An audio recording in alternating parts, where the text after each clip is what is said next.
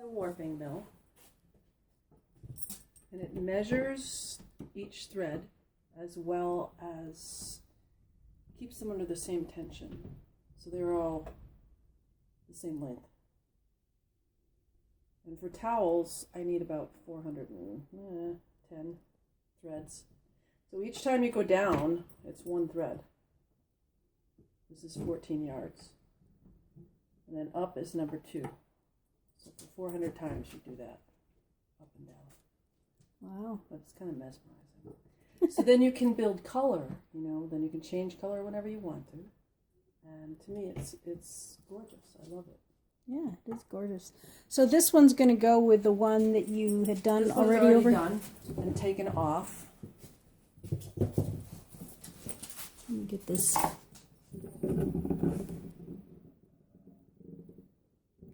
And it's ready to get set up to be wound. I'm going to cut this off.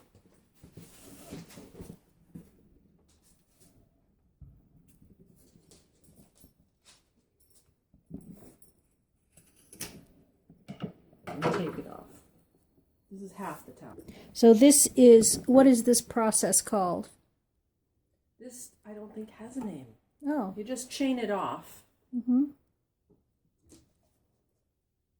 Now your warp's all made and it's ready to go on the loom.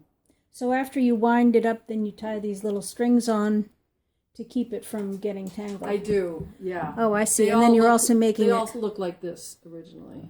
Okay. And then I do choke ties so they don't slip. Uh-huh. So they still maintain their integrity. They're still the same length. They're still under the same tension. Oh, I see. And then you're making a chain by, crocheting basically by hand. Yeah. Yep. Yes. Oh, I see. And so this is the cross. This is what keeps your warp in order. So if you were doing a complex pattern, you would want certain colors in certain places. So you would do that here, so that when you pulled a thread out, it would be the right thread. Uh-huh. And it doesn't make sense on here, but it will make sense on there. Okay. And but you're basically, I mean, the point is you're putting them on in a certain order. Yes. Yes. Okay. And these are the long threads. These are the long threads. Now your warp, when you get this on, is your weaving's half done. So all you do is the sideways threads. Oh, cool. I put these lease sticks in the cross. Mm-hmm. That you had tied every so many that's feet. At the top of where those pegs are. Mm-hmm. There's also one on the bottom, so you can make your warp twice as long and cut it in half. Mm. And have 2 crosses. But because most of my stuff is asymmetrical, I can't do that. So now you're just attaching those to securing those to the end of the loom. Yep. With shoelaces. Uh-huh. Favorite tool. And tape, also favorite tool. And you said this, what kind of loom is this? A Norwood. Okay. 4 harness.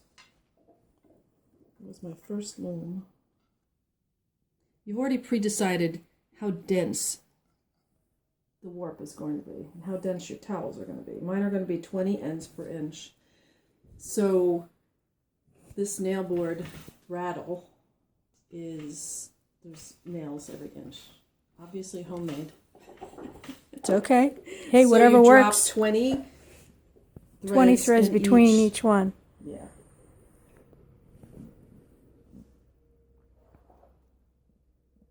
And how will you keep those threads then separated as you... Oh, there's these other parts to the loom down here, I see. Oh, eventually it'll all get wound on so that it's wide. Mm-hmm. So this is going to keep it as wide as you want it. But then how do you keep the individual threads? You don't have to then. Oh, okay. Then once it's wound on the back, mm-hmm. The cut ends that I cut will just be hanging here. Uh-huh. And then you thread them through those little those are loops. heddles. Yep. Heddle, okay.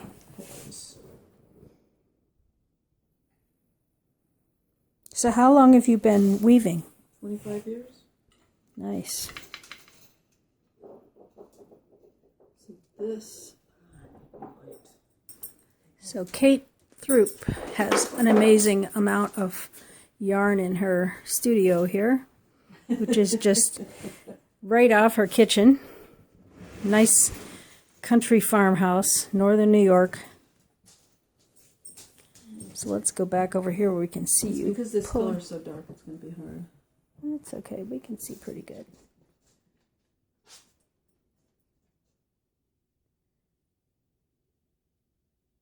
This isn't that important. All you're doing is kind of spreading it out so that it goes on the back beam nice and spread apart. Mm-hmm. Not in a clump like they are now. Mm-hmm. And then as you go, you have to wind paper and you have to take the choke ties off. Then you try to have everything measured, even. You don't want the warp all over here. You want it centered. Mm-hmm. That's important. So now you can take these off and spread it out. So then this also represents the width of the fabric when you're done? Yeah, pretty much. Nice.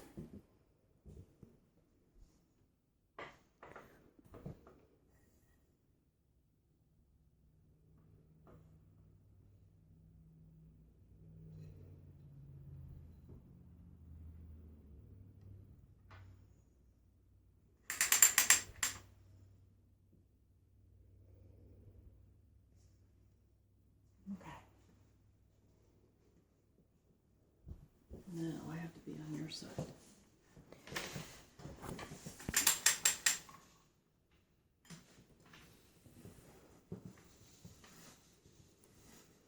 Oh, I see.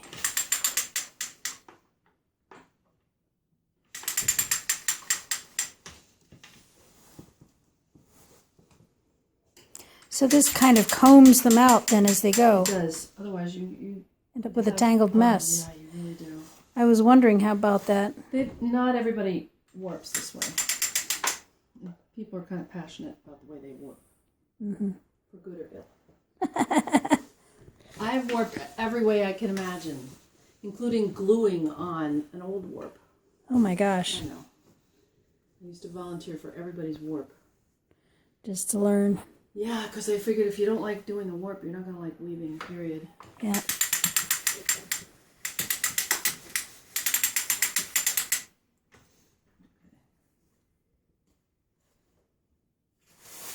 That's interesting that they don't cross over and tangle.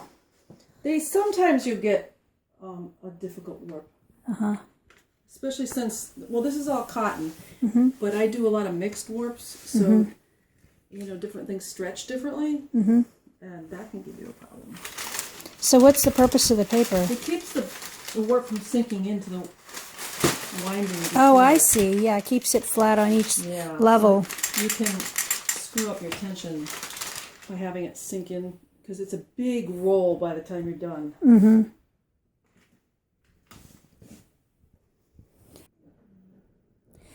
So roughly, how long does it take per yard of fabric to weave?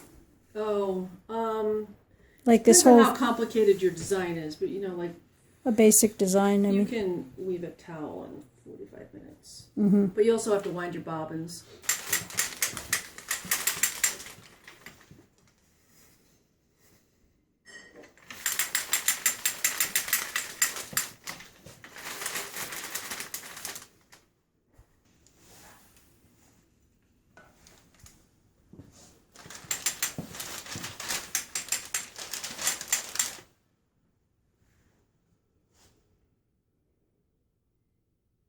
I see. So you basically get the entire batch of yarn woven onto this back part, and then you can bring it forward. and then you bring it forward as you weave. Yeah.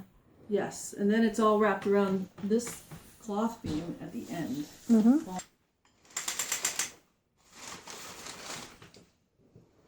If this goes on nicely, it's really rewarding. If it gets to be a tangled mess, it's not so rewarding.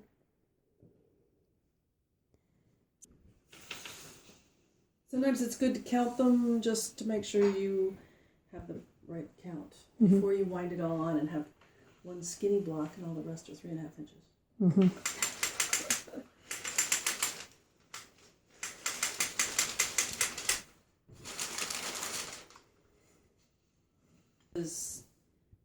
stretch certain threads and not others, and then you have like one thread that's bigger going all the way through. So what do you mean by that?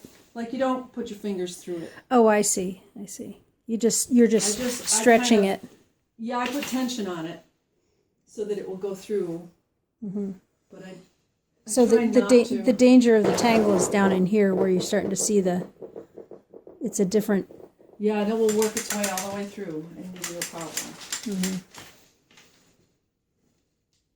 This way of putting the warp on, I learned from Doug Marlowe over in Watertown, and he took from someone over there, but I can't remember her name.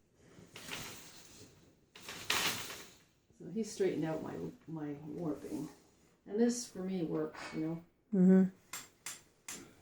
So is he still working over there? Yeah, he stopped for a while, but I think he's weaving again. Mm-hmm. Lace. Oh, really? Yes, and tatting. Really? Like christening gowns for his girls. Wow. This was his loom. This is my 8 harness. When he got out of weaving, he started doing a lot of stuff. Which I snapped. So you can find a pattern and thread it, thread it to do that. Mm-hmm. I am plain weave queen usually. Because I like the warp and I don't want to obliterate it. Mm-hmm. Not with towels, that's different, but with the scarves and the fancy yarns that I use, Mm-hmm. I don't want a pattern. Mm-hmm. So I weave with something very, very thin that will kind of disappear. Mm-hmm. Mm-hmm. So that the whole warp shows. Mm-hmm.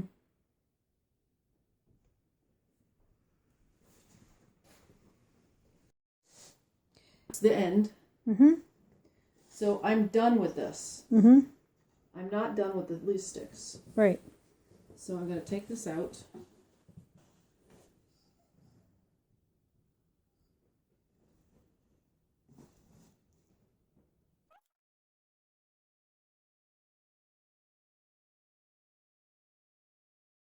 So tell us what we're doing now. What is this gadget you got in front of you? Now I'm just changing the reed because I have an 8 dent in and I need a 10. What does that mean? There's 8 slots per inch on Okay, this one. got it. Oh yeah, and then you're going to do 10 threads per inch on this. I'm going to do 20. 20, okay. Which Oh, I that's can right. use the 8, and I've done it for the other towels. But what I did this time was I used a slightly thinner white thread, so it would go through this. So you run 2 threads then through each of these? Yes. Okay. So now they get threaded through these eyes. I don't know if you can see that with your camera. Yep. Okay, and they have to be done in order. Here's 4, 3, Oh. 2, and 1. Okay, and this is how you control that pattern. That's how you make the pattern. You have to know the pattern before you even start to make the warp. Mm-hmm. Because if you're doing a really special pattern and you don't want it to be half a pattern here and then the other half over here, then you got to add more orange threads here. Mm-hmm. So you have to know ahead of time what you're doing. Mm-hmm. With this pattern, it doesn't matter. Right now, I am...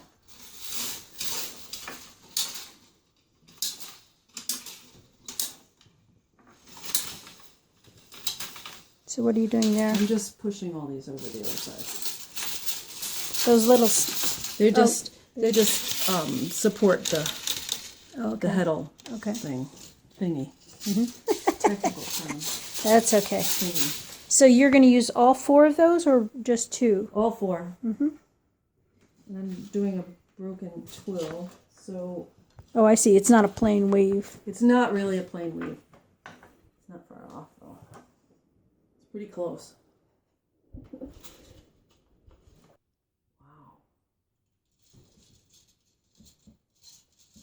This isn't my hook, but I've lost my hook. So you're basically using a kind of a hook. A wire. A wire hook. Yeah, well, that's all right. Poking it through each one and... Yes, so I'm doing 4, 3, then I break up the twill by 1 and 2. And I usually pull over 10. So if I've made a mistake, I can tell within that little group because I'll like have a thread left. I'll have a heddle left over. See, this one doesn't work. Let's see if I can get this, what order you're doing this in. I'll show you in a minute. Okay, so 4. This is the fourth harness over. Yeah, the farthest away from you. So See, they're that's numbered not the right one. front to back from you where you sit. They are.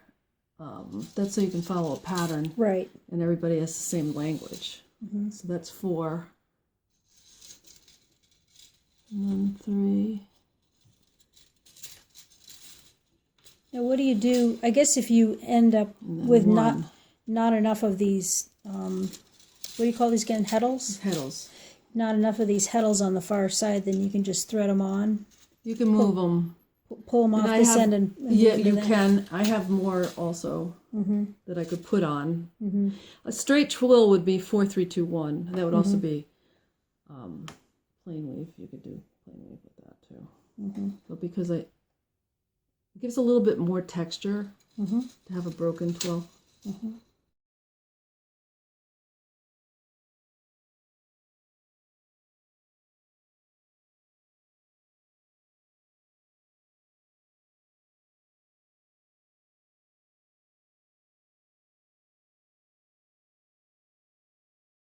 Now I have to take the lease strips out because I don't need them anymore. Some people leave them in.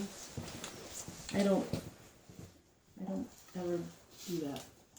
And I don't know why they do it, so it doesn't make any sense. Not nicely.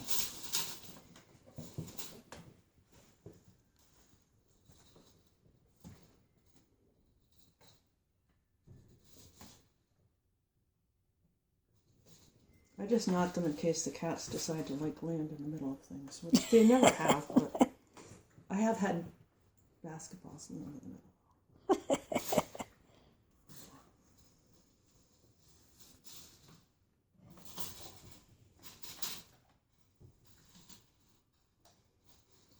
Okay. I think I'm going to move a lamp in here. Oh, I can see. Can you see? No, that's the trouble. I can't see as well. Yeah, I can see.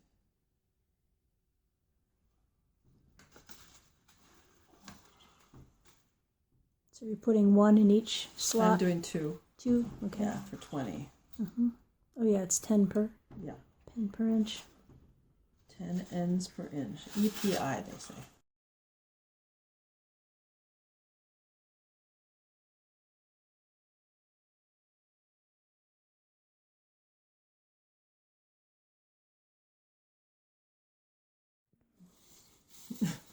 I'm going to have a well.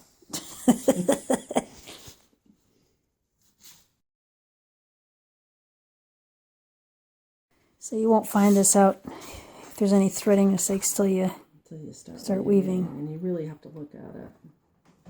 Yeah, but that's okay. This red is really hard to see on this floor. I should put a sheet down. So now we got them all threaded through. Yeah, now I got to tie it on.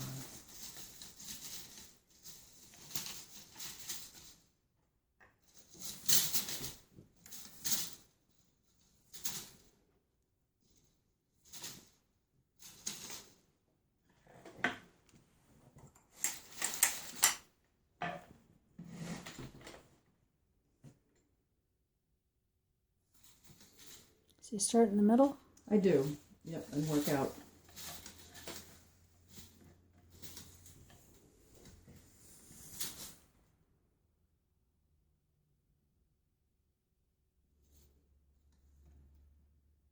So you're just guesstimating how many?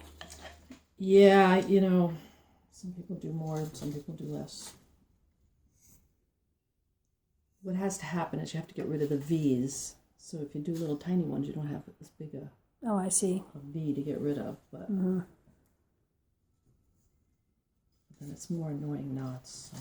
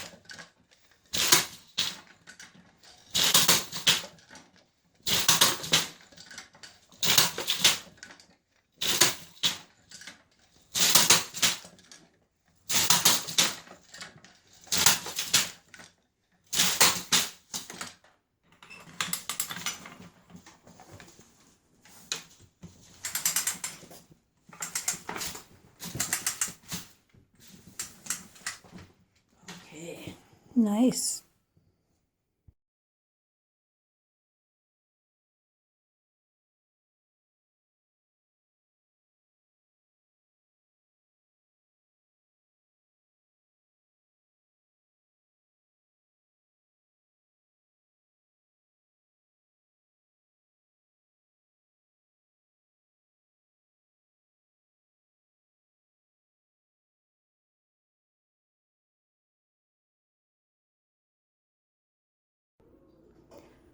So here's one of the more complicated patterns that Cait has done. She's mounted it inside a frame. And I've done miniatures.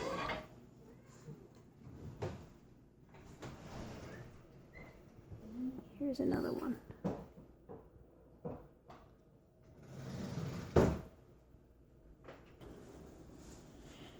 These are sewing thread. Holy cow. I know, that was really hard on your hands. To separate them to thread it was difficult. That's amazing. And then the knotting, the fringe had to be like this long in order to knot it. Yeah. And you did that on what kind of loom? I did it on that one. Wow.